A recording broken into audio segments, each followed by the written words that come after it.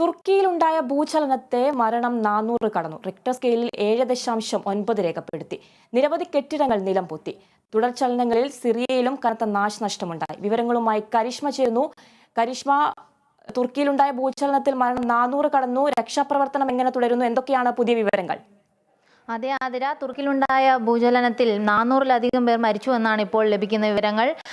Indian സമയം ഏകദേശം 4:17 കൂടിയാണ് ഭൂചലനം ഉണ്ടായത്. അപ്പോൾ ഏകദേശം 5 പേർ മരിച്ചു എന്ന വാർത്തകൾ മാത്രമാണ് പുറത്തു വന്നത്. എന്നാൽ മണിക്കൂറുകൾ കഴിയുന്തോറും മരണസംഖ്യയിൽ വൻ വർധനമാണ് ഉണ്ടായിക്കൊണ്ടിരിക്കുന്നത്. ഇപ്പോൾ 400-ലധികം പേർ മരിച്ചിട്ടുണ്ട്. വീണ്ടും മരണസംഖ്യ ഉയരാനാണ് സാധ്യത.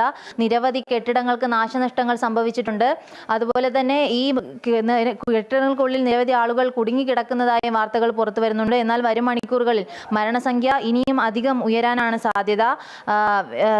തുർക്കിയിൽ മാത്രമല്ല, തുർക്കിയിൽ ഭൂചലനം ഉണ്ടായതിനു ശേഷം അതിൻ്റെ പ്രകമ്പനം കാരണം മറ്റു സ്ഥലങ്ങളിലും ഭൂചലനം ഉണ്ടായതാണ്. സിറിയയിലും ഭൂചലനം ഉണ്ടായിട്ടുള്ളതായാണ് ലഭിക്കുന്ന വിവരങ്ങൾ. തുർക്കിയിലെ പ്രധാന വ്യാവസായിക ഉൽപാദക കേന്ദ്രങ്ങളിലൊന്നായ ഗ്യാൻസിയാടെപ്പിൻ്റെ തെക്കൻ പ്രദേശത്ത് ഭൂചലനം ഉണ്ടായിട്ടുണ്ട്. അതുപോലെ തന്നെ ലെബനൻ, സിറിയ, സൈപ്രസ് എന്നിവിടങ്ങളിലും ഭൂചലനം ഉണ്ടായതാണ് ഇപ്പോൾ പറയുന്നത്.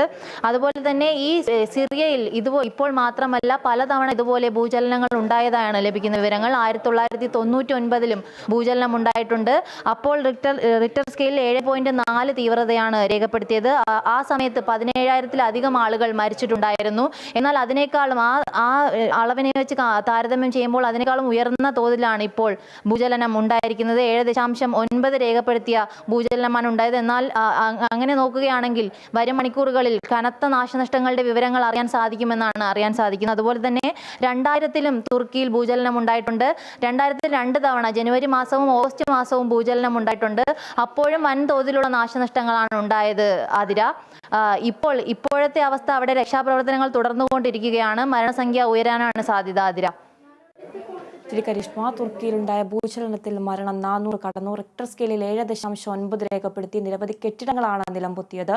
തുടർചലനങ്ങളിൽ സിറിയയിലും കനത്ത നാശനഷ്ടമുണ്ടായി. വാർത്തയുടെ വിശദാംശങ്ങൾ നൽകുകയായിരുന്നു ന്യൂസ് ഡെസ്കിൽ നിന്നും കരിഷ്മ.